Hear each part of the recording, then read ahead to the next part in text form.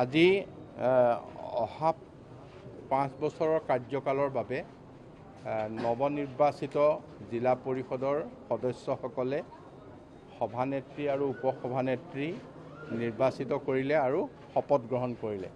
ইয়াত আমাৰ 2 গৰাকী প্ৰাৰ্থীয়ে মিত্ৰজোঁটৰ সভানেত্ৰী হিচাপে গীতাঞ্জলি হাজৰিকা আৰু উপসভানেত্ৰী হিচাপে জয়শ্ৰী মণ্ডল নিৰ্বাচিত হৈছে। তেওঁলোকক আমি অভিনন্দন জনাইছোঁ, আটাইখিনি সদস্যকো অভিনন্দন জনাইছোঁ আৰু আশা কৰিছোঁ তেখেতসকলৰ নেতৃত্বত অহা 5 বছৰে আমাৰ নগাঁও জিলা পৰিষদে এটা উল্লেখযোগ্য ভূমিকা গ্ৰহণ কৰিব। হ'ল আৰু আজি বেছি নহয়। যিহেতু আপুনি নগাঁও জিলাৰ পৰিষদৰ বাবে 5 বছৰৰ আগন্তুক 5 বছৰৰ বাবে সভাপতি হিচাপে নিৰ্বাচিত হৈছে, কি ক'ব আছিলে, কেনেকুৱা লাগিছে মনত?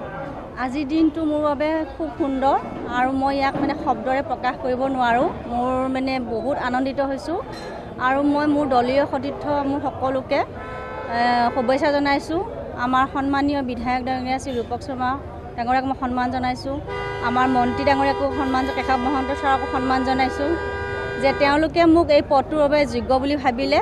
সেইকাৰণে ময়ো তেওঁলোকৰ আশা কৰি পেলাই ৰাইজৰ উন্নয়ন কৰিবৰ কাৰণে আগবাঢ়ি আহিছোঁ আৰু যিমানখিনি পাৰোঁ মই ৰাইজৰ উন্নয়ন কৰিম আৰু উন্নতিৰ আশা কৰিছোঁ আৰু যথেষ্ট আনন্দিত হৈছোঁ যে মই কি ক'ম মই নিজে ভাবি পোৱা নাই।